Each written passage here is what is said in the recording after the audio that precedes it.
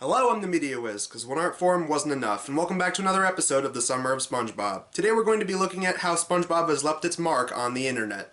It seemed like it was perfect timing, since SpongeBob started airing in 1999, just on the dawn of a new millennium, once the internet started coming into its own. Chat rooms as far as the eye could see, places like Newgrounds became the new hotspot to post animations, and YouTube would rise to popularity in 2006. Despite Viacom getting its hands around the site with their copyright policies in 2007, SpongeBob content has been and still is popular on YouTube. One of the earliest types of SpongeBob fan videos that I always tried to keep up with were SpongeBob YouTube poops, or Spingebill as they're commonly referred to as. In no particular order, some of my favorite Spingebill YouTube poops go to classic YTPs by Barney is Perverted, like Spingebill embarks on a panty raid and Spingebill experiences a horrifying NDE. Do you want 4 pickles? Alright, goodbye. Spingebill learns the dark art of crusty pooping by Awful Fawful the Falafel. You've been fired by the Krusty Krab restaurant. Spingebill, the horny drug addict, gets sued by Viacom by SpongeBob Pooper 1.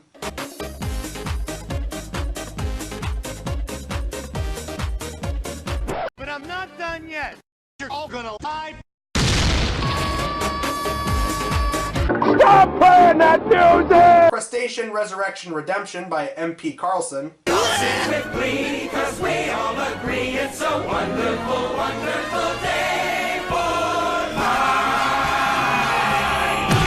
Spingebill, Pot Rock, and Squishword Go to Vietnam by the Gaming Cat. Dude, we're falling right out of the sky! Make a wish, honey. I wanna feel you from the inside. Cartoon Lover 98's Spingebill travels half the globe for a hat. I don't think we don't know how to. Don't think we don't know how to. Don't think we don't know how to.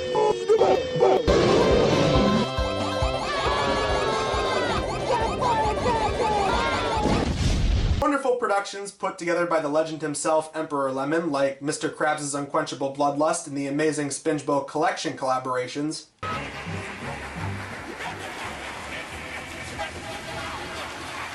Krabs, stand back. I'm warning ya. For a second there, I mistook you for a threat. But you're just a dirty little man. And as part of his own Chronicle of Poop series from former YouTube pooper Mobro Studios, we have Squidward Gets Possessed by a Bad Lemon and the masterpiece known as Skellington's Revenge, which I might do a more in-depth review on later. Patrick.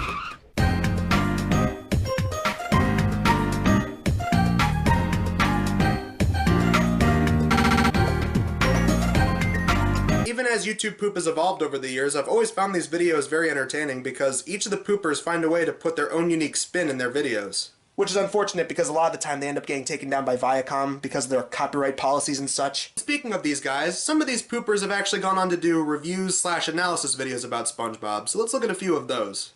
Yes, Mobro Studios once did 2 top 20 lists about the worst SpongeBob episodes, as well as a separate review of Atlantis Squarepantis, but he eventually got rid of them because he decided he'd rather stick with YouTube pooping than reviewing.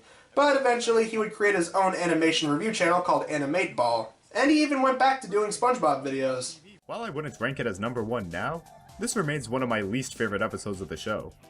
Promising concepts were lost on bland visuals, gimmicky and repetitive song numbers, and an uninteresting plot. The Gaming Cat did a top 10 of the biggest problems plaguing modern SpongeBob episodes, and considering the list came out before Sponge Out of Water showed up and brought some quality back, this list summarizes perfectly everything wrong with the series post the first theatrical movie. Save a whole nickel if I cut your salary. Completely. A nickel. A nickel! What's wrong? A nickel! But one of my favorite SpongeBob analysis videos comes from good old Emperor Lemon himself with the video titled There Will Never Ever Be a Cartoon Like SpongeBob SquarePants, a video that goes down the history, legacy, downfall, and cultural importance of the show. He also goes down what he thinks makes the best episodes of SpongeBob work. For the whole journey, Squidward wants to quit. He doubts SpongeBob time and time again and even tries to sabotage the delivery at one point. And yet, despite all of this, SpongeBob's antiquated survival guide manages to miraculously bring them to their destination. And then, after all that effort, this piece of fat slams the door in SpongeBob's face. This goddamn barnacle head is the most despicable villain in the history of fictional characters. A character so hated that they never ever brought him back. This guy should serve as a permanent reminder that you should never act this way to anyone who works in food service. Their lives are bad enough. Serious props to these guys for using their editing skills and their knowledge of SpongeBob to make really great pieces of critique. As long as internet culture has been thriving, and as long as SpongeBob has been on television, one thing has been keeping the show active: the memes. All throughout the years, SpongeBob memes have been playing a big part with the franchise. Give me the memes. I need the memes. I smell the memes. I need all the memes to survive. I need the memes. I breathe the memes. I smell the memes. I need all the memes to survive. They call me the meme machine. I catch the memes. Mr. Krabs. I spread the memes. I eat the memes. Guess what? They even made toys and shirts based on these memes. People post SpongeBob pictures from Tumblr to 4chan and everywhere in between. And since we're talking about memes and SpongeBob, we gotta talk about this guy. SpongeBob style. SpongeBob style. One SpongeBob related channel I've been keeping up with recently is a great remix channel called SpongeDubs. A channel dedicated to doing remixes of pop songs through auto-tune clips of SpongeBob, where it seems like SpongeBob himself is actually singing. I'm gonna take my horse to the old town road. I'm gonna ride till I can't no more. Just like with SpongeBob YouTube poops, the guy clearly made this from a place of passion and he put a lot of effort into them. Here's a few of them that I always find myself going back to.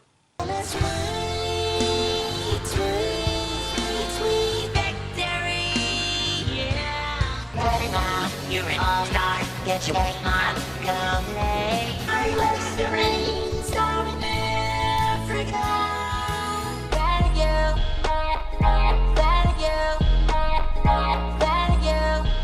I've been fucking gold and talking billions and I know you just like a rock star. I want to break free. I want to break free. I'm a bad guy. And one of them even got seen by one of the original artists, Brandon Urie from Panic at the Disco. That's pretty great. Oh my god! SpongeBob walking up the buildings, dude, that's great. That's SpongeDubs. I really like his stuff. Another series of videos that have gotten popular are the Portrayed by SpongeBob videos, taking different subject matter like characters, entries in different franchises, historical events, what have you, represented by different clips of the show. I was supposed to lead the bunny hop! This is a bunch of barnacles! Patrick, what are you doing here? I thought the car would help me straighten out my life, sir! Has always been the financial wizard he is today. SpongeBob, would you be quiet? You're disrupting my genius. Another series of SpongeBob videos I have a fondness for are SpongeBob live-action videos. The three main channels that I watch that do these videos are Froyo Gamers, Shafrilla Productions, and Hollow Hill Productions. The great thing about each of these channels is that they have their own sense of presentation, while all having their own very self-aware sense of humor between them. Hollow Hills tries to get as close as they can with things like the costumes. The feeling. No! No, Squidward, please don't! Froyo Gamers aren't afraid to veer off and do different stuff, like, say, use a Pikachu plushie as Gary, or even change up the dialogue to fit with things like, say, the Froyo that they film at. I'm ready, I'm ready, I'm ready, I'm ready. What the son of a mother. And Shafrilla Productions has that style of video where even if the cast end up cracking up between takes, you never really mind it. A lot of it like those Filthy Frank, Max Mofo, and iDubbbz collaboration videos from years ago. Boy, I've sure worked up an appetite. Time for some grub. What are you two gonna do? Run it with sticks and rocks? Haha, nope. We've got something even better. Marshmallows. As for the other stuff that their channels have to offer, Shafrilla's went on to make very funny YouTube poops, and is currently up to doing sardonic style movie reviews, his reviews of Shark Tale and Shrek the Third are my personal favorites. Shark Tale is a 2004 North Korean computer-animated cautionary tale about the rise of totalitarian dictators, produced by DreamWorks Animation and directed by Mung Dahl. Yo! What's up, diggity dogs? I just made a mess in the other room! And Froyo gamers are moving over towards non-SpongeBob skits and gaming videos. However, they have announced more potential live-action SpongeBobs, and even the possibility of doing a live-action version of the first SpongeBob movie. If you want band geeks, if you want the bigger projects like the SpongeBob movie, you can help us get there by buying these t-shirts. So help us out, pick up a shirt, they look great, and support the channel. We're at 43,000 subscribers going strong, and we don't plan on stopping there. Now let's talk about some more one-off style videos. Videos that occasionally reference or parody SpongeBob. And oh, there's plenty of old and new SpongeBob parody animations that we could talk about. From the political satire Chinese SpongeBob, the stoner web series that lasted 3 episodes called SpongeBob Hemp Pants. Even recently, there's a ghetto-themed parody animation series of SpongeBob called SpongeQuan. Well, 2 interesting examples I found referenced anime.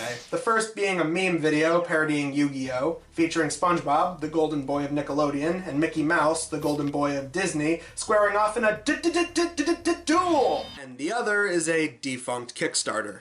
SpongeBall Z. Started around 2012, it was intended to be a parody series crossing over SpongeBob and Dragon Ball Z. What do you get when you combine Japanese anime with a sponge? With the first and only episode being released in 2015, all I can say is this. The concept is tolerable as a one-off parody animation, but as a full series that needed $7,000, not really sure about that. Which is why it only received $49 total. Though in fairness, I think I have looked at worse crowdfunding projects compared to this before on MediaWiz. I mean, give this thing some credit. It's no Heaven the board game, Bukkake the card game, Gen Z, or Pop Quiz Hotshot. On to another interesting piece of internet history involving SpongeBob, the search for the lost film called A Day with SpongeBob SquarePants. The year is 2011. On Amazon, a DVD was posted with this title, but despite only one glowing review, no one had ever seen it. In 2014, it was soon picked up and talked about amongst the lost media community. A year later, the search for the oddity began. It would later be discovered that the reviews on the cover art were from non-existent publishers, and the company that supposedly was making the film was located in the back of a mall. Over time, actors and producers were contacted, phone calls and Skype calls were made, a Kickstarter was promised but never actually launched, and eventually in 2016 the supposed original creator was contacted, saying that while he didn't finish it, he does intend on releasing it someday. And what exactly is the movie about? And what exactly is this movie supposed to be about? According to the original Amazon description and the first 5 pages of the script that were leaked, it's a mockumentary about a live-action SpongeBob portrayed as a washed-up celebrity whose agent holds a contest for someone to win a chance to spend the day with him as a publicity stunt. Will this movie ever get made? Only time will tell. Would I want to see it if it does get finished? Hell yeah. After all the time and effort that's been spent trying to find it, I definitely want to see it, even out of morbid curiosity.